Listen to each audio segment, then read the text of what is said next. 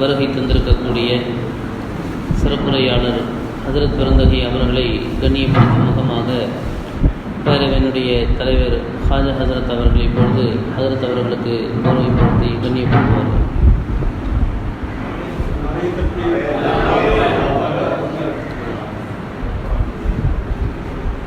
नारे तकबीर, नारे रिसालत, नारे गौस.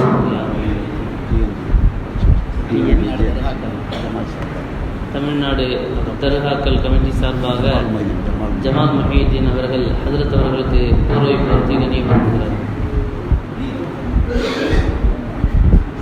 நாரே தக்பீர், நாரே ரிசாலத், நாரே கௌஸ்.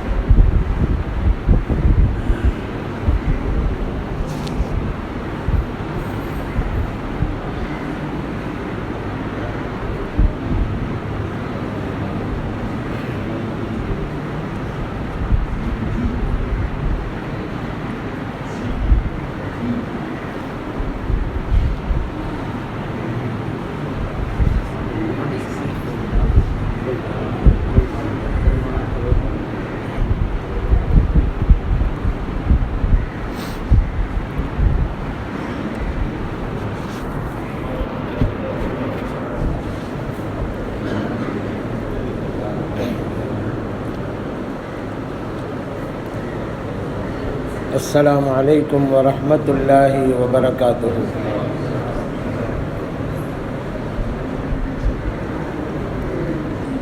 अल्हम्दुलिल्लाहि रब्बिल आलमीन वस्सलातु वस्सलामु अला सय्यिदिना मुहम्मदिन व अला आलिहि व सहबिहि अजमाईन वमा तौफीक़ी इल्ला बिल्लाह ला हौला व ला कुव्वता इल्ला बिल्लाहिल अलिय्यिल अज़ीम.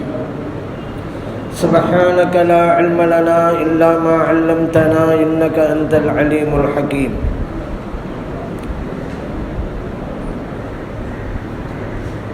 மெய்நிலை கண்ட ஞானி முஹையுத்தீன் அப்துல் காதிர் ஜெயிலானி ரலியல்லாஹு அன்ஹு அவர்களுடைய புனிதம் நிறைந்த இந்த நினைவு பெருவிழாவின் தகுதிமிக்க தலைவர், சென்னை மாவட்ட ஜமாஅத்துல் உலமா சபையினுடைய துடிப்புமிக்க செயலாளர் டாக்டர் மௌலானா மௌலவி ஹவாஜா முஹைனுத்தீன் ஜமாலி ஹலரத் பெருந்தகை அவர்களே, இங்கே வருகை புரிந்திருக்கின்ற கண்ணியத்திற்குரிய உலமா பெருமக்களே, அன்பார்ந்த பெரியோர்களே, இளைஞர்களே, சிறார்களே, சிறப்பு மிக்க இந்த நிகழ்விற்கு ஏற்பாடு செய்திருக்கின்ற பெருமானார் புகழ்பாடும் பேரவையை சார்ந்த போற்றுதலுக்கும் பாராட்டுதலுக்கும் உரிய உலமா பெருமக்களே, புனிதமான நிகழ்வில் நம்மையெல்லாம் பங்கெடுக்கச் செய்து நல்லதை சொல்லவும் கேட்கவும் வாய்ப்பளித்த எல்லாம் வல்ல இறைவனை போற்றி புகழ்ந்து எனதுரையை தொடங்குகின்றேன். முஹையுத்தீன் அப்துல் காதிர் ஜெயிலானி ரலியல்லாஹு அன்ஹு அவர்களிடம் கேட்கப்பட்டது, மனில் முஹிப்பு வ மனில் மஹபூப். முஹிப்பு என்றார் யார், மஹபூப் என்றார் யார்? முஹிப்பு என்றால் நேசிப்பவர், மஹபூப் என்றால் நேசிக்கப்பட்டவர். இறைவனை நேசிப்பவர் யார், இறைவனால் நேசிக்கப்பட்டவர் யார்? இதுதான் கேள்வி. இதற்கு கௌசுல் ஆலம் ரலியல்லாஹு அன்ஹு அவர்கள் பதில் கூறினார்கள். அதற்கு முன்பாக ஒரு சிறிய விளக்கம். இறைவன் குர்ஆனிலே சொன்னான், ஃபதுகுரூனி அஸ்குருக்கும், என்னை நீங்கள் நினையுங்கள், உங்களை நான் நினைக்கிறேன். மேலும் ஹதீஸே குதுஸிலே இறைவன் சொல்லி காட்டினா நபி ஸல்லல்லாஹு அலைஹி வஸல்லம் அவர்கள் நமக்கு அறிவிக்கிறார்கள், புகாரிலே பதிவு செய்யப்பட்டிருக்கிறது. இறைவன் சொன்னான், என்னை யார் தனிமையிலே நினைக்கிறாரோ அவரை நானும் தனிமையிலே எண்ணி பார்க்கிறேன். என்னை ஒரு கூட்டத்திலே வைத்து ஒருவர் திக்ரு செய்தால் அதை விடவும் சிறந்த கூட்டத்திலே வைத்து அவரை நான் திக்ரு செய்கிறேன். இப்போ வாங்க, கௌசுல் ஆலம் ரலியல்லாஹு அன்ஹு சொன்ன பதில் இப்போ சரியாக இருக்கும், நமக்கு சரியாக விளங்கும். எப்படின்னு சொன்னால், இப்போ இறைவனை நாம் நினைக்கின்ற போது அவன் நம்மை நினைக்கிறான், தெளிவாகிவிட்டது. இப்போ முஹிப்பு என்றால் யார், மஹபூப் என்றால் யார், இறைவனை நேசிப்பவர் யார், இறைவனால் நேசிக்கப்படுபவர் யார்? கௌசுல் ஆலம் ரலியல்லாஹு அன்ஹு சொன்னார்கள், எப்பொழுது இறைவனை நீ நேசிக்கிறாயோ, எப்பொழுது இறைவனை நீ திக்ரு செய்கிறாயோ அப்பொழுது நீ முஹிப்பாக இருக்கிறாய். எப்பொழுது இறைவனுடைய திக்ரை நீ பெறுகிறாயோ அப்பொழுது நீ மஹபூபாக ஆகிவிடுகிறாய் என்று சொன்னார்கள். அதன் அடிப்படையிலே எல்லாம் வல்ல இறைவன் இங்கே குழுமி இருக்கிற நம் அனைவரையும் மஹபூபுகளாக ஆக்கியருள்வானாக. கௌசுல் ஆலம் ரலியல்லாஹு அன்ஹு அவர்கள் தங்களுடைய வாழ்க்கையிலே பல்வேறு சிரமங்களை ஏற்றுக்கொண்டார்கள். இந்த மார்க்கத்தை மக்களுக்கு மத்தியிலே எடுத்து செல்ல வேண்டும் என்பதற்காக பித்அத்தை ஒழித்தார்கள். ஆனால் இன்றைக்கு பித்அத்தை மக்களுக்கு மத்தியிலே திணிக்கக்கூடியவர்கள்தான் பித்அத்து என்று மூச்சுக்கு 300 தடவை பேசிக் கொண்டிருக்கிறார்கள். ஆனால் உண்மையிலேயே பித்அத்தை ஒழித்தவர்கள் கௌசுல் ஆலம் ரலியல்லாஹு அன்ஹு அவர்கள்தான்.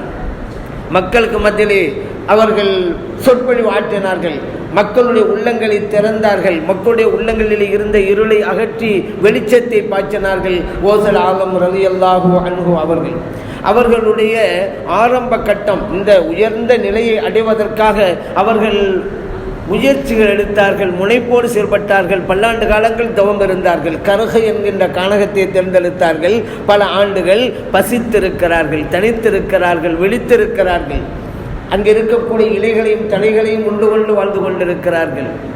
பொதுவாக தமிழிலே சொல்வார்கள், பசித்திருத்தல், தனித்திருத்தல், விழித்திருத்தல், இந்த 3 பண்புகள் இருந்தால் அவர் உயர் பதவியை அடைவார் என்பதை அந்த வார்த்தைகளுடைய முதல் எழுத்தை கூட்டினாலே கிடைக்கும். பசித்திருத்தல் முதல் எழுத்து பா, தனித்திருத்தல் முதல் எழுத்து தா, விழித்திருத்தல் முதல் எழுத்து வி, 3ஐயும் கூட்டினால் பதவி. இந்த 3 குணங்கள் இருந்தால் உயர் பதவியை அடைவார்கள் என்று சொல்லுவார்கள். கௌசுல் ஆலம் ரலியல்லாஹு அன்ஹு அவர்கள் பல்லாண்டு காலங்கள் பசித்திருக்கிறார்கள். ஆனால் இன்றைக்கு நம்மளே எவ்வளோ பேர் அப்படி இருக்கிறார்கள், நம்மெல்லாம் ஆச்சரியப்படுகிறோம். அவர்கள் இறைநேசர்கள் எல்லாம் அப்படித்தான். வயிறு புடைக்க சாப்பிடவே மாட்டார்கள், வயிறு நிரம்பவும் சாப்பிடவே மாட்டார்கள். அவர்கள்தான் புனிதர்கள். அந்த இறை நேசர்கள் எல்லாம் ஒரு வேளை கூட வயிறு நிரம்ப சாப்பிட்டதில்லை. ஆனால் நாம் ஒரு வேளை கூட வயிறு நிரம்பாமல் சாப்பிட்டதில்லை. அப்படி இருக்கிறது நம்முடைய நிலைமையெல்லாம். நம்மளே சாப்பிட வேண்டும் தான், அதில் பிரச்சனை இல்லை, வாழ்வதற்காக சாப்பிட வேண்டும். ஆனால் இன்றைக்கு சிலர் சாப்பிடுவதற்காகவே வாழ்ந்து கொண்டிருக்கிறார்கள். அதே போன்று கவலைகள் என்று எடுத்துக்கொண்டால் சாப்பாடு சம்பந்தமான கவலைகள் தான் நிறைய இருக்கிறது. சில பேருக்கு ஒருவர் கவலைப்படுகிறார், சாப்பிடுவதற்கு உணவில்லையே. இன்னொருவர் கவலைப்படுகிறார், உணவிருந்தும் சாப்பிட முடியவில்லையே. இன்னொருவர் கவலைப்படுகிறார், சாப்பிட்ட உணவு செரிக்கவில்லையே என்று. இப்படி பல்வேறு கவலைகள் உணவு சம்பந்தமாகவே வருகிறது. வாழ்க்கையிலே நாம் நிம்மதியோடு வாழ வேண்டுமானால் 2 இருக்கக்கூடாதுங்க. பொதுவாக சொல்லுவாங்க, நிம்மதியாக மகிழ்ச்சியாக வாழணுமா, 2 இருக்கக்கூடாது. ஒன்று பகை இருக்கக்கூடாது, இன்னொன்று நோய் இருக்கக்கூடாது. ஆனால் இந்த சாப்பாட்டுனால தான் எல்லா நோயுமே வருகிறது என்கிறார்கள் மருத்துவர் சொல்கிறார்கள். வருகின்ற எல்லா நோயும் சாப்பாட்டு மூலம்தான். ஹலரத் லுக்மான் அலைஹிஸ்ஸலாம் அவர்களிடம் கேட்கப்பட்டது, எனக்கு வியாதியே வரக்கூடாது, ஒரு மருந்து சொல்லுங்களேன். லுக்மான் அலைஹிஸ்ஸலாம் சொன்னார்கள், அற்புதமான மருந்தை கூறுகிறேன், அந்த முறையை நீங்கள் கடைபிடித்து வாருங்கள், எந்த நோயும் உங்களுக்கு இல்லை என்றார்கள். என்ன தெரியுமா? பசித்த பின் சாப்பிடு, வயிறு நிரம்பும் முன் நிறுத்திவிடு. பசித்த பின் சாப்பிடு, வயிறு நிரம்புவதற்கு முன்னால் நிறுத்திவிடு. இதை நீ கடைபிடித்து வா, உனக்கு எந்த நோயும் இல்லை என்கிறார்கள் லுக்மான் அலைஹிஸ்ஸலாம் அவர்கள். இப்போ உணவு தான் எல்லாவற்றிற்கும் காரணம். ஆகவே தான் நோய் இல்லாமல் வாழ வேண்டும், பகையும் இல்லாமல் வாழ வேண்டும். அதற்கு என்னங்க வழி? ஒன்றுமில்லை, பகை இல்லாமல் வாழ வேண்டும் நீங்கள் முடிவெடுத்து விட்டால் பிறரை நேசிக்க வேண்டும். நோய் இல்லாமல் வாழ வேண்டுமா? சாப்பிடுவதற்கு முன் யோசிக்க வேண்டும். இந்த 2ம் இருந்து விட்டால் உங்களுக்கு வாழ்க்கையிலேயே மகிழ்ச்சி தான் என்று சொல்வார்கள். ஆனால் நம்மளில் நிறைய பேர் சாப்பாட்டுக்குன்னு முக்கியத்துவம் தானே, வெரைட்டியாக சாப்பிடணும். ஒரு ஆள் தற்கொலை பண்ணணும்னு முடிவு பண்ணிட்டாங்க. தண்டவாளத்தை தலையை கொடுத்து நான் தற்கொலை பண்ண போகிறேன் அப்படின்னு முடிவு பண்ணிட்டு போய்கிட்டு இருக்கிறான். போகும்போது ஒரு டிஃபன் கேரியரில் சாப்பாடு கொண்டு விடுப்பான். நீ தான் தற்கொலை பண்ண போறியாப்பா, உனக்கு ஏன் சாப்பாடு? அவங்க நான் சப்போஸ் ட்ரெயின் வர்றது லேட் ஆகிட்டா என்ன செய்கிறது, பசிக்கும்ல அப்படின்னு சொல்கிறாங்க. அப்போ அந்தளவுக்கு சாப்பாடு முக்கியத்துவம் கொடுக்கக்கூடியவர்கள்லாம் இருக்கிறார்கள். இப்போ கௌசுல் ஆலம் ரலியல்லாஹு அன்ஹு அவர்கள் அவருடைய வாழ்க்கையிலே பல்வேறு நிகழ்வுகளை, அற்புதத்தை வெளிப்படுத்தி காட்டினார்கள். அவருடைய தரத்தை இறைவன் எப்படி வைத்தான் தெரியுமா? அவர்கள் சொன்னார்கள், லௌலா லிஜாமு ஷரியா, ஷரியாத் என்கின்ற கடிவாளம் மட்டும் இல்லை என்றால் நீங்கள் உங்களுடைய இல்லங்களில் என்ன உண்ணுகிறீர்கள் நான் சொல்லிவிடுவேன், உங்களுடைய வீடுகளில் எதை சேமித்து வைத்திருக்கிறீர்கள் அதையும் நான் அறிவித்து விடுவேன் என்றார்கள் ஓசல் ஆலம் ரலியல்லாஹு அன்ஹு அவர்கள். ஆனால் ஷரியாத்தினுடைய கடிவாளம் என்னை தடுக்கிறது, ஆகவே தான் அதை சொல்லாமல் இருக்கிறேன் என்றார்கள். இது எப்படி முடியும்? நம்முடைய வீடுகளில் என்ன இருக்கிறது, என்ன பணம் இருக்கிறது, என்ன நகை இருக்கிறது என்பதால் நமக்கு தெரியும். எங்கோ இருக்கிற ஓசல் ஆலம் ரலியல்லாஹு அன்ஹு அவர்களுக்கு எப்படி தெரியும் என்று நாம் ஆச்சரியப்படும். அதுதான் அற்புதம் என்பது. காரணம், அந்த பெரியவர்கள் பார்ப்பது என்பது சாமானிய கண்களை கொண்டல்ல, இறைவனின் கண் கொண்டு பார்க்கிறார்கள். ஆகவே நம்மால் பார்க்க முடியாததையெல்லாம் அவர்களால் பார்க்க முடியும். இதற்கு என்ன ஆதாரம் என்று நீங்கள் கேட்கலாம். குர்ஆனை எடுத்து பாருங்கள். ஈசா அலைஹிஸ்ஸலாம் அவர்கள் சொன்னதை, தன் சமூகத்திற்கு சொன்னதை இறைவன் குர்ஆனிலே சொல்லி காட்டுகிறான். உனப்பியுக்கும் பிமா தாக்குலூன், என் சமூகமே நீங்கள் உங்களுடைய வீடுகள் என்ன உண்ணுகிறீர்கள் நான் அறிவித்து விடுவேன் என்கிறார்கள். வமா தத்தஹிரூன ஃபீ புயூத்திக்கும், உங்கள் வீடுகளில் எதை சேமித்து வைத்திருக்கிறீர்கள் அதையும் என்னால் அறிவிக்க முடியும் என்கிறார்கள். ஈசா அலைஹிஸ்ஸலாம் அவர்கள் முடிகிறதா இல்லையா? இறைவன் குர்ஆனில் சொல்லி தந்தானா இல்லையா? ஈசா அலைஹிஸ்ஸலாம் அவர்களால் முடியும். அந்த அற்புதத்தை நிகழ்த்துகிறார்கள். அவர்கள் நபி என்பதால் அதற்கு முஅஜிஸா என்கின்ற பெயரை நாம் கொடுப்போம். இதையே தான், இந்த அற்புதத்தை தான் ஓசல் ஆலம் ரலியல்லாஹு அன்ஹு அவர்களும் செய்கிறார்கள். அவர்கள் ஒரு வலியுல்லா என்பதால் அதற்கு கராமத் என்று பெயர் கொடுப்போம். அற்புதங்களை இறைவன் தான் நிகழ்த்துகிறான். யாரும் மூலம் நிகழ்த்துகிறான் அதை வைத்துத்தான் பெயர். ஒரு அற்புதத்தை ஒரு நபியின் மூலமாக அவன் நிகழ்த்தினால் அந்த அற்புதத்திற்கு முஅஜிஸா என்று கூறுவோம். ஒரு அற்புதத்தை ஒரு வலியுல்லா மூலமாக இறைவன் நிகழ்த்துகின்ற போது அதற்கு கராமத் என்கின்ற பெயரை கொடுப்போம். இப்படி ஓசல் ஆலம் ரலியல்லாஹு அன்ஹு அவருடைய தரம் இருந்ததால் தான் அவர்களால் சொல்ல முடிந்தது. அந்த ஓசல் ஆலம் ரலியல்லாஹு அன்ஹு அவர்கள் பல்வேறு உபதேசங்களை வழங்கினார்கள். அவருடைய தரம் என்ன தெரியுமா? ஒருவர் என்ன நினைக்கிறார் என்பதை கூட அறிவிக்க முடியும். அப்படிப்பட்ட ஆற்றலை அல்லாஹு தஆலா அவர்களுக்கு வழங்கினான். அவர்களை சந்திப்பதற்கு ஒரு ஆள் வர்றாருங்க, வெளியூர்லேருந்து வர்றாரு. வருகின்ற போது ஒரு அழகான பேரித்தம்பழ தோட்டம், யாருடையது என்று கேட்கிறார். அங்கிருந்தவர்கள் சொன்னார்கள் ஓசல் ஆலம் ரலியல்லாஹு அன்ஹு அவர்களுடையது. அப்புறம் கொஞ்சம் தொலை வர்றாரு, அங்கு ஒரு அழகான தோட்டம், இது யாருடையது? அங்கிருந்தவங்க சொன்னாங்க ஓசல் ஆலம் ரலியல்லாஹு அன்ஹு அவர்களுக்கு உண்டானது. ஆச்சரியப்படுகிறார். ஒரு இறைநேசரை பார்க்க வந்தோம், அவர்கள் எல்லாம் இவ்வளவு வசதியா இருக்கிறார்களே, பல்வேறு தோட்டங்கள் எல்லாம் அவர்களுக்கு இருக்கிறது என்று ஆச்சரியப்பட்டு கொண்டே வருகிறார். ஓசல் ஆலம் ரலியல்லாஹு அன்ஹு அவருடைய முன்னாலே வந்து நிற்கிறார். ஒருவர் உள்ளத்திலே என்ன நினைக்கிறார் என்பது பெரியவர்களுக்கு தெரியுமல்லவா? குறிப்பாக ஓசல் ஆலம் ரலியல்லாஹு அன்ஹு அவர்களுக்கு தெரியுமல்லவா? ஆகவே சொன்னாங்க, அன்பரே, இன்னமா ஃபில் அருள் ஃபில் அருள், நீங்கள் பார்த்தீங்கல்ல பூமியிலே தோட்டங்கள், அவைகளெல்லாம் பூமியில் தான் இருக்கின்றன. லைஸ ஃபீ கல்பி சிவல்லாஹ், ஆனால் என்னுடைய உள்ளத்தில் அல்லாஹ் ஒருவன் மட்டும் தான் இருக்கிறான் என்றார்கள் ஓசல் ஆலம் ரலியல்லாஹு அன்ஹு அவர்கள். எல்லாம் இருக்கிறது, வெளியே இருக்கிறது, என் உள்ளத்தில் அல்லாஹ் ஒருவன் மட்டும் தான் இருக்கிறான். அதனால செல்வமே இருக்கக்கூடாது அப்படிங்கிறது இல்லைங்க, வெளியில் இருக்கணும், கல்புல போய் வைக்கக்கூடாது, அதுதான் ஆபத்து. கல்புல உலகம் வந்துட்டு அதுதான் ஆபத்தாயிரும். பொதுவாக சொல்லுவாங்கல்ல, தண்ணீரில் படகு இருந்தால் அதனால் தப்பு கிடையாதுங்க, ஆனால் படகுக்குள்ளே தண்ணி வந்துடக்கூடாது, அதுதானங்க ஆபத்து. காரில் நாம் ஏறலாம், பிரச்சனையே இல்லை, ஆனால் காரு நம்ம மேலே ஏறிடக்கூடாது, அதுதான் ஆபத்து. இந்த உலகத்தில் நாம் இருக்கலாம், தப்பே கிடையாது, ஆனால் அந்த உலகம் நம்மகிட்ட வந்துடக்கூடாது, அதுதான் ஆபத்து. செல்வம் கூடாது என்பதல்ல, இருக்க வேண்டிய இடத்தில் இருக்க வேண்டும். ஆகவே தான் சொல்வார்கள், உங்களுடைய காரு பார்க்கிங்கில் இருக்கட்டும், உங்களுடைய பணம் பரிசில் இருக்கட்டும், உங்களுடைய நகை நட்டு பீரோவில் இருக்கட்டும், உங்களுடைய மனைவி மக்கள் மடியில் இருக்கட்டும், ஆனால் உங்கள் உள்ளத்திலே அல்லாஹ் ஒருவன் மட்டுமே இருக்கட்டும் அப்படிமா. அல்லாஹ் கல்பல அல்லாஹ் மட்டும் வைக்கணும், வேறு எல்லாம் இருக்கக்கூடாது என்பதல்ல. சில பேர் இன்னைக்கு வடிவுல்லான்னு சொன்னால் அவங்கள ஒரு இலக்கணம் வகுத்துக்கிறாங்க. வடிவுல்லாவா அவங்க உடஞ்ச தட்டில் தான் சாப்பிடணும், கஞ்சி தான் குடிக்கணும், கிழிந்த ட்ரெஸ்ஸை தான் போட்டுக்கணும், அப்போ தான் வடிவுல்லா. ஒரு வடிவுல்லா காரில் போனாலும் வச்சுக்கிறோங்க, என்னங்க வடிவுல்லா நீங்கள் காரில் போகிறாங்கள அப்படிம்பாங்க சில பேர். இவங்கெல்லாம் சில பேர் இப்படி இலக்கணம் வகுத்து இருக்கிறார்கள். அப்படித்தான் வந்தவரும் இலக்கணம் வகுத்தார். என்ன, நாம் ஒரு வடிவுல்லா பார்க்க வந்தோம், அவங்க நல்லா கூட வசதியா இருக்கிறாங்களே, அல்லாஹ் அப்படி கொடுத்துட்டான் வசதியை. ஆனா ஆரம்பத்திலே அவர்கள் அடைந்த இன்னலை நினைத்து பார்த்தால் இதை ஓசல் ஆலம் ரலியல்லாஹு அன்ஹு அவர்களே சொல்லி காட்டுகிறார்கள். நான் பசித்திருந்தேன், சிரமப்பட்டேன், வறுமையிலே வாடினேன். நான் அடைந்த சோதனைகளையும் வேதனைகளையும் ஒரு மலைக்கு மேலே வைத்தால் அது தாங்க முடியாமல் அந்த மலையை வெடித்து சிதறி போயிருக்கும். அப்படிப்பட்ட துன்பங்களை எல்லாம் நாம் சுமந்தேன். அது ஒரு காலகட்டம். அல்லாஹு தஆலா பின்பு செல்வத்தை அவர்களுக்கு கொட்டி கொடுத்து விட்டான். அது ஒரு காலகட்டம். ஆகவே இந்த உலகம் நமக்கு சதமல்ல என்பதைத்தான் நாம் புரிந்து கொள்ள வேண்டும். ஏன்னா நபி ஸல்லல்லாஹு அலைஹி வஸல்லம் அவர்கள் சொன்னார்கள் அல்லவா, லா ஐஷ இல்லா ஐஷுல் ஆகிரா, வாழ்வு என்றால் மறுமையின் வாழ்வுதான் வாழ்க்கை. அப்போ இந்த உலகத்தில் இருக்கிறோம், அவ்வளவுதான். வசிக்க போவது மறுமையில் தான். இந்த உலகத்தில் இருக்கிறோம், மறுமையில் வசிக்கப் போகிறோம் என்பதை நாம் நினைவிலே கொள்ள வேண்டும். இருப்பது வசிப்பது ரெண்டுக்கும் மத்தியிலே வித்தியாசம் இருக்கிறது. ஜெயிலிலே இருக்கிறான், வீட்டிலே வசிக்கிறான், அப்படிதான் நம்ம சொல்லுவோம். ஜெயிலிலே வசிக்கிறான் என்று யாருமே சொல்வதில்லை. காரணம் சொல்ல முடியாது. 10 வருடங்கள் ஜெயிலில் இருந்துட்டு ஒருத்தன் வந்தான், எங்கேருந்துப்பா வர்ற, 10 வருஷமா ஜெயிலில் இருந்துட்டு வர்றாங்க என்று தான் சொல்லுவானே தவிர 10 வருஷமா ஜெயிலில் வசிச்சுட்டு வர்றாங்க அப்படி சொல்லவே மாட்டான். காரணம், வீடு ஜெயில் ரெண்டுக்கும் மத்தியிலே வித்தியாசம் இருக்கிறது.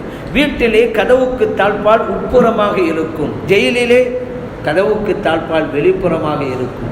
வீட்டிலே கதவை நாம் சாத்துவோம், ஜெயிலிலே கதவை பிறர் சாத்துவார்கள். வீட்டிலே நம்முடைய விருப்ப பிரகாரம் இருப்போம், ஜெயிலிலே பிறருடைய கட்டுப்பாட்டில் தான் இருக்க முடியும். ஆகவே தான் வீட்டிலே வசிக்கிறான், ஜெயிலிலே இருக்கிறான். இந்த உலகத்திலே இருக்கிறோம், மறு உலகத்தில் தான் வசிக்க போகிறோம். லா ஐஷ இல்லா ஐஷுல் ஆகிரா, வாழ்வு என்றால் மறுமையின் வாழ்வுதான் வாழ்க்கை என்றார்கள் நபி ஸல்லல்லாஹு அலைஹி வஸல்லம் அவர்கள். அவை இந்த உலகம் இருக்கலாம், ஆனால் கல்விலே அல்லாஹ் ஒருவன் மட்டும் இருக்க வேண்டும். இதைத்தான் முஹையீன் அப்துல் காதிர் ஜெயிலானி ரலியல்லாஹு அன்ஹு அவர்கள் சொல்லி காட்டுகிறார்கள்.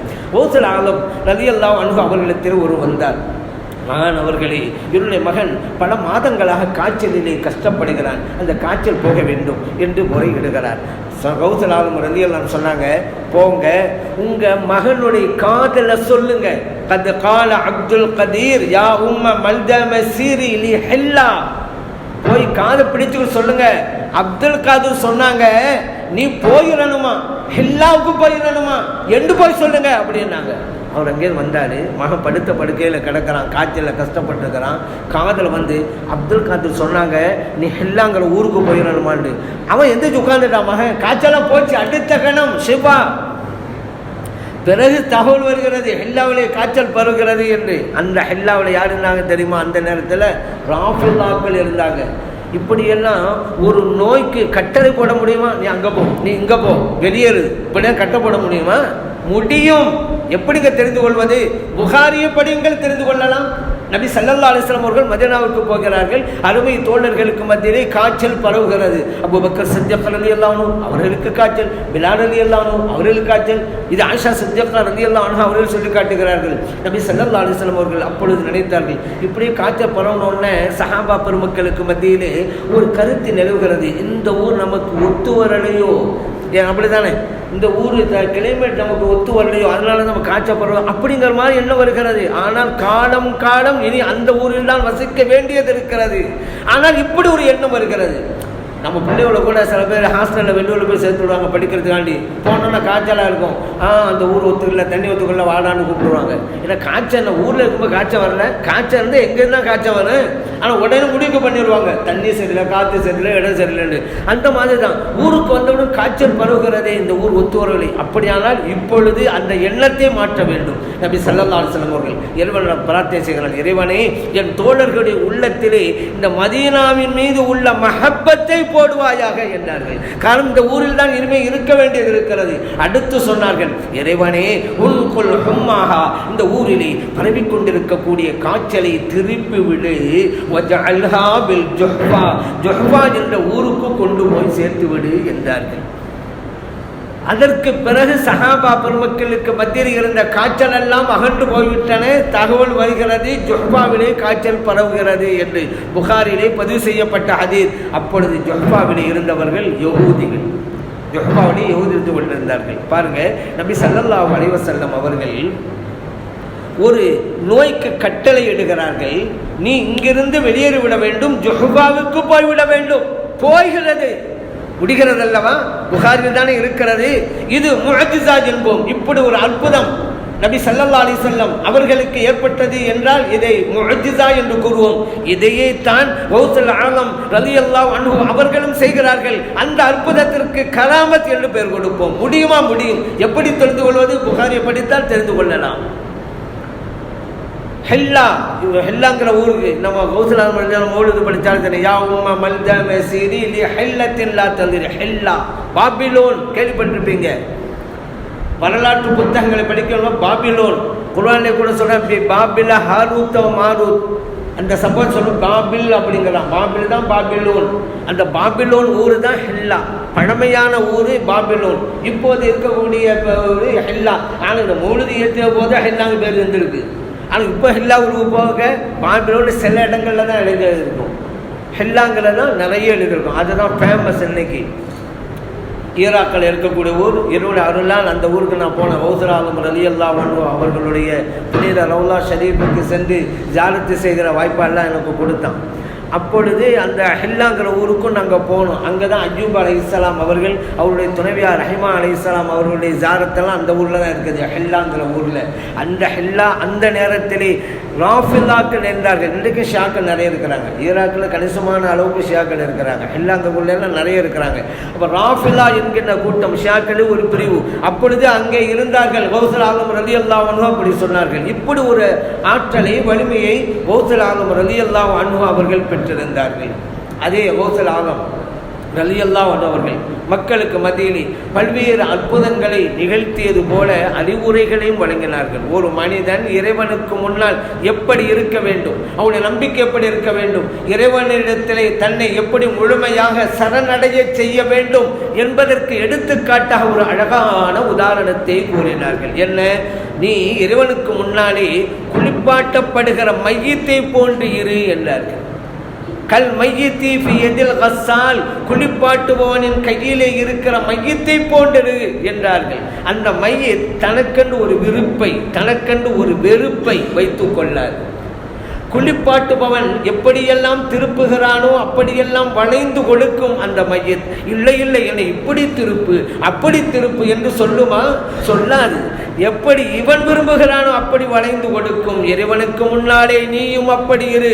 உனக்கு ஒரு விருப்பத்தை வைத்துக்கொண்டு இதுவெல்லாம் நடக்கும் என்று இருக்காதே. இறைவன் உன் விஷயத்தில் எதை நடாத்தாட்டுகிறானோ அதை முழுமையாக ஏற்றுக்கொள் என்கிறார்கள் கௌசுல் ஆலம் ரலியல்லாஹு அன்ஹு அவர்கள். தவக்கல் அப்படி இருக்கணும். அதே நேரத்தில் முயற்சியும் எடுக்கணும். அதுக்கு சொல்கிறாங்க, சில பேர் பாருங்க அல்லாஹ் பார்த்துக்கிடுவான் அல்லாஹ் பார்த்துக்கிடுவான் அப்படின்னு சொல்லி சும்மா இருப்பாங்க. அப்படி இருக்கக்கூடாதுங்க. நம்முடைய முயற்சி. நபி ஸல்லல்லாஹு அலைஹி வஸல்லம் மேராஜுடைய இடத்துக்கு போனாங்கல்ல, மேராஜுடைய இரவிலே அவர்கள் போன போது அவர்கள் போன புராக் வாகனத்தை கட்டி போடுகிறார்கள். ஏன் கட்டி போட வேண்டும்? இறைவன் தந்த வாகனம் தானே அது. இறைவன் அழைப்பின் பேர் தானே இருக்கிறோம். சும்மாக வைத்து விட்டு போனாலும் அங்கே தான் நிற்க போகிறது. ஏன் கட்டிவிட்டு போக வேண்டும்? மஸ்ஜிதுல் அக்ஸாவிற்குள்ளே நம்முடைய முயற்சியை நாம் செய்தே ஆக வேண்டும் என்கின்ற பாடத்தை கற்றுத்தருகிறார்கள் நபிகள் நாயகம் ஸல்லல்லாஹு அலைஹி வஸல்லம் அவர்கள். நம்முடைய முயற்சி வேண்டும். அதற்கு உதாரணம் சொல்கிறார்கள் கௌசுல் ஆலம் ரலியல்லாஹு அன்ஹு அவர்கள். ஒருவன் திஜ்லா நதியினுடைய சென்டர்ல மையப்பகுதியில் வீட்டை கட்டிருக்கிறான். ஆறு ஓடிக்கிட்டு இருக்கு. அந்த ஆற்றின் மையப்பகுதி திஜ்லா டைகிரிஸ் நதி. அந்த ரெண்டு நதி ஓடுது. உலகத்திலே ஃபேமஸான ரெண்டு நதிகள். ஈராக் நாட்டில் தான் அல்லாஹ் தஆலா ஓட வைக்கலாம். டைகிரிஸ் நதி, அப்படி யூப்ரட்டிஸ் நதி. அது ஃபுராத்தில் அரபியில் சொல்லுவாங்க. இந்த ரெண்டு நதிகளும் நீங்கள் ஈராக் ஃபுல்லாக போனால் இந்த நதி ஓடுவது அலங்காரத்தை நீங்கள் பார்த்து கொண்டே இருக்கலாம். பிரம்மாண்டமான நதி, நல்லா புரண்டோடு அந்த அளவுக்கு தண்ணீர்.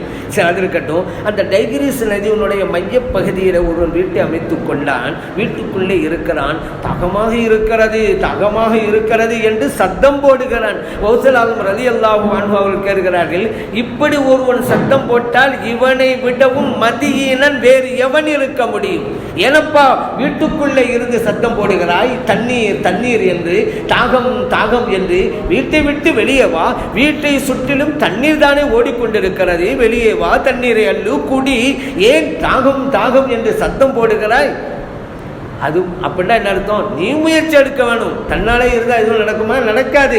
முயற்சியும் வேண்டும் என்பதை கௌசல் ஆலம் ரலியல்லாஹு அன்ஹு அவர்கள் சொல்லி காட்டுகிறார்கள். அந்த கௌசல் ஆலம் ரலியல்லாஹு அன்ஹு அவர்களுடைய அந்த பிரசங்கமெல்லாம் நம்மெல்லாம் ஆச்சரியப்பட்டு போவோம். அப்படி இருக்கும் அவர்களுடைய உரைகள் எல்லாம் மக்கள் சீர்திருத்தம் பெற்றார்கள். நாகரீக பாதைக்குள்ளே அவர்கள் வந்தார்கள் இவருடைய சொற்பொழிவை கேட்டு. அந்த கௌசல் ஆலம் ரலியல்லாஹு அன்ஹு அவர்கள் ஒரு சமயத்தில் ஒருவர் ஷரியத்துக்கு மாற்றமாக நடந்தார். சொன்னாங்க, நீ ஒரு தடவை சொன்னாங்க ஒழுங்காக இருக்கணும், மீறியும் செய்தார். பக்தாதை விட்டு வெளியே போயிடணும் அப்படின்ட்டாங்க. இந்த ஊருக்குள்ளே இருக்கக்கூடாது, வெளியே போ அப்படின்ட்டாங்க. அவர் வெளியே போயிட்டார். அதற்கு பிறகு ஊருக்குள்ளே அவர் நினைத்தால் ஊரின் எல்லைக்கு வந்தால் அவருடைய காலை மண் பிடித்து விடும், கீழே விழுந்து விடுவார். மற்றவர்கள் எல்லாம் வருகிறார்கள் போகிறார்கள், இவரால் மட்டும் உள்ளே நுழைய முடியவில்லை. சரி, இவருக்கு மட்டும்தானே இப்படி நடக்கிறது என்று யாராவது இவரை தூக்கி கொண்டு நாம் போகலாம் ஊருக்குள்ளே என்றால், யார் தூக்கி கொண்டு வருகிறாரோ அவரும் சேர்ந்து விழுந்து விடுவார். ஹர்ர ஃபமன் லஹு ஹமூல் பௌலிது ஷரீஃபிலே வரும். அவரும் விழுந்து விடுவார், யார் அவரை தூக்கி கொண்டு வந்தாலும் அவரும் சேர்ந்து விழுந்து விடுவார். இப்படி இருக்கின்ற போது கடைசியில் அவர் வருந்தினால், மனம் தெரிந்தினால் கௌசல் ஆலம் ரலியல்லாஹு அன்ஹு அவர்கள் மன்னித்தார்கள். கடைசியில் உள்ளுக்கு வந்துட்டார், உள்ளுக்கு அனுமதியை பெற்று. இப்படி ஒரு நிகழ்வு நீங்கள் மௌலி ஷரீஃபாக பார்க்கலாம். இப்போ எப்படிங்க மணலுக்கு ஒரு மண்ணுக்கு கட்டளை போட முடியுமா? இவர் வந்தால் பிடித்து விடு, உள்ள நுழைய விடாத என்னும் மண்ணுக்கு கட்டளை போட முடியுமா? முடியும். இறை நேசர்களால் முடியும். அதற்கு ஆதாரம் இருக்கிறதா? எவ்வளவு ஆதாரங்கள் வேணும்? வேறு எங்கும் தேடவில்லை. புகாரியை பாருங்கள், அங்கே அவ்வளவு ஆதாரம் இருக்கிறது. புகாரியை பார்த்தாலே போதுங்க, அவ்வளவு ஆதாரங்கள். ஒன்று சொல்கிறேன், நபி ஸல்லல்லாஹு அலைஹி வஸல்லம் அவர்களும் அபூபக்கர் சித்திக் ரலியல்லாஹு அன்ஹு அவர்களும் மக்காவிலிருந்து மதீனா நகரம் ஹிஜ்ரத் பயணத்தை மேற்கொள்கிறார்கள். இந்த மக்கத்து மக்கள் அறிவிப்பை செய்கிறார்கள், யார் நபி ஸல்லல்லாஹு அலைஹி வஸல்லம் அவர்களை பிடித்து கொண்டு வருகிறார்களோ அவர்களுக்கு 100 ஒட்டகைகள் பரிசு. ஒரு 100 ஒட்டகைன்னா எவ்வளோ பெரிய செல்வம், ஆளாளுக்கு பறக்கிறார்கள். அதில் சுராக்கா என்பவரும் ஒருவர் நபி ஸல்லல்லாஹு அலைஹி வஸல்லம் அவர்களை பார்த்து விட்டார். இவர் இப்பொழுது திரும்பி சென்றால் சொல்லி விடுவார், பிடிபட்டு விடுவோம். ஆகவே நபி ஸல்லல்லாஹு அலைஹி வஸல்லம் அவர்கள் மண்ணுக்கு கட்டளை இடுகிறார்கள், பிரார்த்தனை செய்கிறார்கள் இறைவனிடத்திலே. அந்த சுராக்கா ஏறி வந்த குதிரையின் கால்கள் மண்ணுக்குள்ளே புதையுண்டு போயின. உள்ளே இறங்குது கால்கள். எந்த அளவிற்கு தெரியுமா? ஹதீதிலே வாசம் விடப்பட்டிருக்கிறது, குதிரையினுடைய அந்த வயிற்று பகுதி மணலோடு சேர்ந்து விட்டது. அந்த அளவுக்கு கால் உள்ள போச்சு. இப்போ அவர் சொல்றாரு, என்ன நீங்கள் தான் காப்பாற்றணும், உங்களுக்கு நான் எந்த டிஸ்டர்ப் பண்ண மாட்டேன், உதவி செய்வேன். நபி ஸல்லல்லாஹு அலைஹி வஸல்லம் அவர்கள் துவா செய்கிறார்கள். அந்த மண் காலை விட்டு விடுகிறது, குதிரை மேலே வந்து விடுகிறது, திரும்பி செல்கிறார். போகின்ற போது யாரெல்லாம் தேடி வந்தாலும் சரிதான், இங்கே நான் பார்த்துட்டேங்க, அவங்க அங்கே இல்லைங்க என்று வந்தவர்கள் எல்லாம் திருப்பி அனுப்பி கொண்டே இருந்தார். காரணம் சொன்னார் அல்லவா, உங்களுக்கு நான் ஹெல்ப் பண்ணுவேன் அப்படின்னு சொல்லி. இது புகாரில் பதிவு செய்யப்பட்டிருக்கிறது. குதிரையின் கால்களை பிடி என்கிறார்கள் நபி ஸல்லல்லாஹு அலைஹி வஸல்லம் அவர்கள். பிடிக்கிறது மண், விடு என்கிறார்கள், விடுகிறது. முடிகிறதா? முடியும். இதுதான் முஅஜிஸா. இந்த அற்புதத்திற்கு முஅஜிஸா என்று நாம் கூறுவோம். கௌஸல் ஆலம் ரலியல்லாஹு அன்ஹு அவர்களும் இந்த மண்ணுக்கு கட்டளையிடுகிறார்கள், ஆளை வந்தால் விடாதே, பிடித்து விடு, முடிகிறது. இந்த அற்புதத்திற்கு நாம் கராமத்து என்று பெயர் கொடுப்போம். ஆனால் நல்லடியார்கள் விஷயத்தில் இறைவன் இது போன்ற அற்புதங்களை நிகழ்த்தி காட்டுகிறான் என்பது மட்டும் நமக்கு புரிகிறது. நபி ஸல்லல்லாஹு அலைஹி வஸல்லம் அவர்களுடைய பேரராக வந்தவர்கள் தான் முஹையீன் அப்துல் காதிர் ஜெயிலானி ரலியல்லாஹு அன்ஹு அவர்கள். அந்த குடும்பத்திலே தான் வருகிறார்கள். கௌஸல் ரலியல்லாஹு அன்ஹு அவர்களிடத்தில் கேட்கப்பட்டது, மனில் ஹை ஓ மனில் மையத், உயிருள்ளவன் யார், மரணித்தவன் யார்? இப்பெல்லாம் நீங்களும் கேட்கலாம், இதெல்லாம் ஒரு கேள்வியாங்க. யாருக்கு ரூஹு இருக்குதோ அவன் உயிருள்ள மனுஷன், ரூஹு பிரிஞ்சுட்டா அவன் மையத்து, அப்படி தான் நம்ம நினைப்போம். ஆனால் கௌஸல் ஆலம் ரலியல்லாஹு அன்ஹு பதில் சொன்னார்கள், மன் கான கல்புஹு ஹய்யன் ஃபஹுவ ஹை, யாருடைய உள்ளம் உயிரோடு இருக்கிறதோ அவன்தான் உயிருள்ள மனிதன். வமன் கான கல்புஹு மையித்தன் ஃபஹுவ மையித், யாருடைய உள்ளம் செத்து போய்விட்டதோ அவன் செத்து போன மனிதன் என்கிறார்கள் கௌஸல் ஆலம் ரலியல்லாஹு அன்ஹு அவர்கள். கல்பை வைத்துத்தான் அவன் உயிரோடு இருக்கிறான் இல்லையா என்பது. இறைவனை ஒருவன் திக்ரு செய்தால் அவன் உயிரோடு இருக்கிறான், இறைவனை திக்ரு செய்ய மறந்தால் அவன் மரணித்தவன். இதை நான் சொல்லவில்லை, நபி ஸல்லல்லாஹு அலைஹி வஸல்லம் அவர்களுக்கு சொல்லி காட்டுகிறார்கள். கமஸலில் ஹய்யி வல் மையித் என்கிறார்கள், புகாரிலே பதிவு செய்யப்பட்ட ஹதீஸ். யார் இறைவனை நினைக்கிறார்களோ அவர்கள் உயிருள்ள மனிதரைப் போல, யார் இறைவனை மறந்தார்களோ அவர் மையத்தைப் போல என்கிறார்கள். அப்படியானால் அப்போ இறைவனை நினைக்காதவர்கள் கூட போகிறார்கள் வருகிறார்களே, உயிரோடு தானே இருக்கிறார்கள் என்று நீங்கள் நினைக்கலாம். இல்லை இல்லை, அவர்கள் நடமாடும் பிணங்கள், நடமாடும் பிணங்கள். இதை கௌசல் ஆலம் ரலியல்லாஹு அன்ஹு அவர்கள் சொல்லி காட்டுகிறார்கள். பொதுவாக பார்க்குங்க, நம்ம இந்த உருஸ் ஏன் கொண்டாடுறோம் அப்படின்னு கேட்டால் அதில் தான் சிறப்பு இருக்கிறது. ஒவ்வொன்றும் ஒரு சிறப்போடு இருக்க வேண்டும். இந்த உலகத்திற்கு சிறப்பு கிடைக்க வேண்டுமென்றால் இது போன்ற நல்லடியார்களை நினைவு பெருவிழாவை நாம் நடாத்தாட்ட வேண்டும். காரணம் என்ன? மனமில்லாத மலருக்கு சிறப்பில்லை, ஒளி இல்லாத நிலவுக்கு சிறப்பில்லை, பெண்ணில்லாத வீட்டிற்கு சிறப்பில்லை, மதிப்பில்லாத துதிப்பிற்கு சிறப்பே இல்லை, நபிபுகள் இல்லாத நானிலத்திற்கு சிறப்பில்லை, உருஸ் இல்லாத உலகிற்கு சிறப்பே இல்லை. இந்த நினைவு பெருவிழாவை நடத்துவதன் மூலமாகத்தான் இந்த மண்ணுலகத்திற்கே சிறப்பு கிடைக்கிறது. அந்த கௌசல் ஆலம் ரலியல்லாஹு அன்ஹு அவர்கள்தான் அந்த கல்பு உயிரோடு இருந்தால்தான் அவன் உயிருள்ள மனிதன் என்று அவர்கள் சொல்லி காட்டுகிறார்கள். ஆனால் அந்த இறை நேசர்களையெல்லாம் இன்னைக்கு மதிக்காத சிலரும் இருந்து கொண்டிருக்கிறார்கள். இறைநேசர் யார் தெரியுமா? அவர்கள் மறைந்தாலும் வாழ்ந்து கொண்டிருக்கிறார்கள், அவர்கள் இறந்தும் இருப்பவர்கள். இறைநேசர்கள் யார்? இறந்தும் இருப்பவர்கள். ஆனால் இறை நேசர்களுக்கு எதிராக செயல்படுகிறார்களே, அவர்கள் இருந்தும் இறந்தவர்கள். இதுதான் வித்தியாசம். இறந்தும் இருப்பவர்கள் வலிமார்கள், வஹாபிகளோ இருந்தும் இறந்தவர்களாக இருக்கிறார்கள். இதுதான் பேருண்மையாகும். கல்பை நம்ம எப்பொழுதும் உயிரோடு வைத்திருக்க வேண்டும், உயிரோட்டம் உள்ளதாக வைத்திருக்க வேண்டும் என்பதுதான் மிக மிக முக்கியமான ஒன்று. அந்த கௌசல் ஆலம் ரலியல்லாஹு அன்ஹு பல்வேறு உபதேசங்கள் ஒன்றாக சொன்னார்கள். உத்துலுபி மினல்லா தபீபன், இறைவனிடமிருந்து ஒரு மருத்துவரை நீ பெற்றுக்கொள் என்கிறார்கள். தேடு, இறைவனிடம் கேளு, ஒரு மருத்துவரை இறைவன் தர வேண்டும் என்று கௌசல் ஆலம் ரலியல்லாஹு அன்ஹு சொல்லி காட்டுகிறார்கள். அந்த மருத்துவர் யார் தெரியுமா? அவர்கள்தான் வழி முர்ஷித், நல்வழி காட்டும் ஒரு ஷேக் ஒவ்வொருவருக்கும் வேண்டும். அவர் தான் நம்மை சீர்படுத்துவார். ஒன்றும் வேணாங்க, நம்முடைய உடம்பில் நோய் வந்துட்டால் சரி செய்யணுங்கிறதுக்கு டாக்டர்கிட்ட போகிறோம்ல, மருந்தை சாப்பிட்றோம்ல.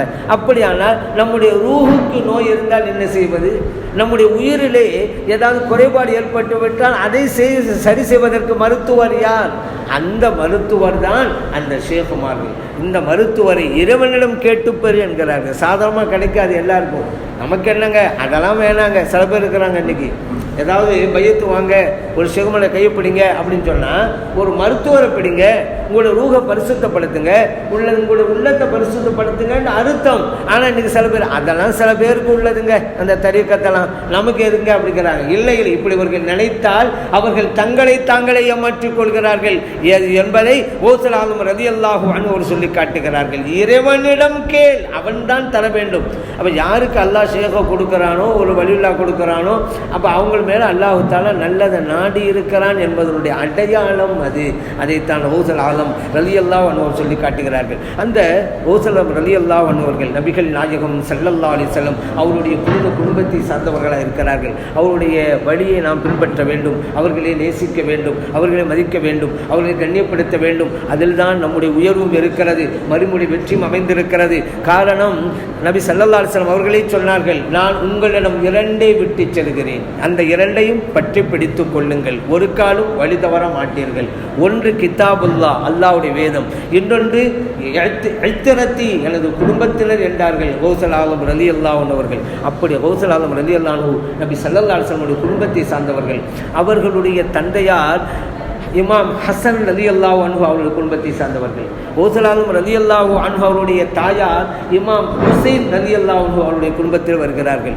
தாய் வழியும் தந்தை வழியும் பெருமானார் ஸல்லல்லாஹு அலைஹி வஸல்லம் அவருடைய குடும்பத்தை சார்ந்தவர்கள் இருக்கிறார்கள். அவர்களை நாம் நேசிக்க வேண்டும், அவர்களை பற்றி பிடிக்க வேண்டும், அவர்களுடைய அந்த துஆ ஆசியை பெற வேண்டும். அத்தகைய நல்லொருளை எல்லாம் வல்ல இறைவன் நமது அனைவருக்கும் தந்தருள்வானாக.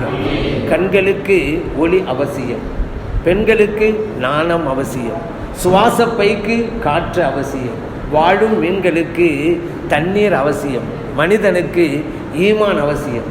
ஈமானுக்கு மஹப்பத்த ரசூல் அவசியம், மஹப்பத்த ரசூலுக்கு இஷ்கே அவுலியா அவசியம். அந்த இஷ்கே அவுலியாவை எல்லாமல் இறைவன் நம்ம அனைவருக்கும் தந்தல்வானாக. ஆமீன். அல்ஹம்துலில்லாஹி ரப்பில் ஆலமீன். வாய்ப்பளித்த நல்லோர்களுக்கு நன்றி கூறி விடைபெறுகிறேன். அஸ்ஸலாமு அலைக்கும் வரஹ்மத்துல்லாஹி வபரகாத்துஹு.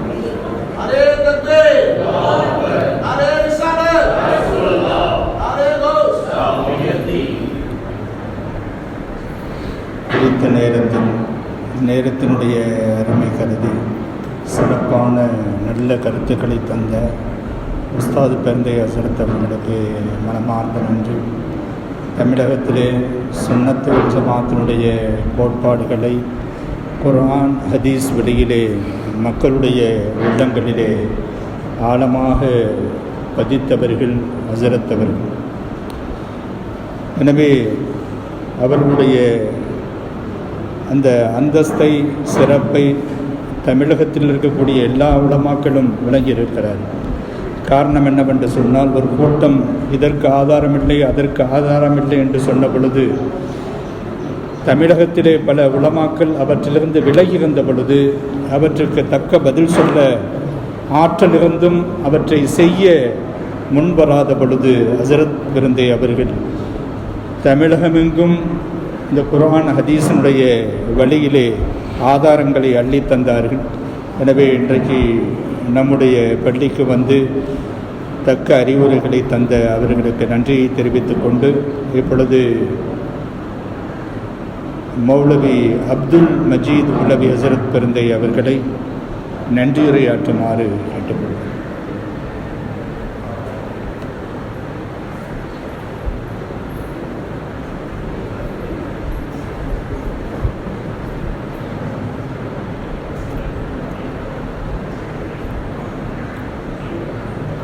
அஸ்ஸலாமு அலைக்கும் வரஹ்மத்துல்லாஹி வபரகாத்துஹு. பிஸ்மில்லாஹிர் ரஹ்மானிர் ரஹீம். அல்லாஹ்வின் நல்லடியார்களே, இந்த பெருமானார் புகழ்பாடும் பேரவையின் தொடர்பயான் நிகழ்ச்சிக்கு ஆரம்பமாக தலைமை பொறுப்பேற்ற முனைவர் ஹவாஜா மொயினுத்தீன் ஜமாலி ஹசரத் அவர்களுக்கும் மற்றும் இன்றைக்கு தமிழகத்திலே மிக சிறப்பாக அருமையான முறையிலே பல்வேறு விஷயங்களை மக்களுக்கு மிக தெளிவாக எடுத்து கூறி அருமையான தங்களது சொற்பொழிவின் மூலமாக அருமையாக மக்களை நேர்வழி காட்டி கொண்டிருக்கக்கூடிய எங்களது அருமை தோழர் மௌலானா மௌலவி அல் ஹாஃபில் அல் ஹாஜ் ஷைக் அப்துல்லா ஜமாலி ஹசரத் அவர்கள் அருமையான முறையிலே இங்கே நமக்கு பல்வேறு விஷயங்களை எடுத்து கூறினார்கள். அதனால்தான் அவர்களை அபு தலாயில் என்று சொல்லுகின்றோம். அபு தலாயில் என்றால் அதாவது ஆதாரங்களின் தந்தை என்று சொல்லுவார்கள். இன்றைக்கு மக்கள் கேட்கக்கூடிய ஒவ்வொரு விஷயங்களுக்கும் அப்போதைக்கு அப்போது டிவியிலே நீங்கள் எல்லாம் பார்த்திருக்கலாம், பல்வேறு விஷயங்களை மக்களுக்கு தெளிவான முறைகளை அழுத்தம் திருத்தமாக ஆணித்தரமாக அருமையான முறையிலே அவர்கள் சொல்லி இன்றைக்கு நாமெல்லாம் அவர்களே அபு தலாயில் என்று சொல்லுகின்றோம். என்றால் அப்படிப்பட்ட சிறப்பான ஒரு விஷயங்களை எல்லாம் நமக்கு இந்த இடத்திலும் நமக்கு அள்ளித்தந்த அருமை நண்பர் மௌலானா மௌலவி அல் ஹாஃபில் அல் ஹாஜ் ஷைக் அப்துல்லா ஜமாலி ஹசரத் அவர்களுக்கு என் சார்பாகவும் இந்த பெருமானார் புகழ்பாடும் பேரவையின் சார்பாகவும் நன்றிகளை தெரிவித்துக் கொள்கிறேன். மேலும் இங்கு வருகை தந்து இந்த அருமையான ஞான விஷயங்களை நீங்கள் எல்லாம் எடுத்து செல்ல வேண்டும் என்பதற்காக வேண்டி உங்களுடைய காலங்களை எல்லாம் உங்களுடைய நேரங்களை எல்லாம் இங்கே செலவழித்து இங்கே அமைந்திருக்கின்ற எவ்வளோ நேரம் ஆயிட்டு, காலையிலேருந்து 6:30 மணிலேருந்து நம்ம வந்து இங்கே சில பேர் வந்து உட்கார்ந்துருக்கிறோம். காரணம் என்ன? அந்த அதாவது ஞானத்தை பெற்றுக்கொள்ள வேண்டும் என்ற அடிப்படையில் நாம் எல்லாம் வந்து இங்கே அமர்ந்திருந்து அவர்கள் சொன்ன அந்த விஷயங்கள்லாம் கேட்டதற்கு இங்கே வரையிருந்து இருக்கக்கூடிய உங்கள் அனைவர்களுக்கும் நான் என் சார்பும் எங்களது பெருமானார் புகழ்பாடும் பேரவையின் சார்பாகவும் ஆயிரம் ஆயிரம் நன்றிகளை தெரிவித்துக் கொள்கிறேன். அஸ்ஸலாமு அலைக்கும் வரஹ்மத்துல்லாஹி வபரகாத்துஹு.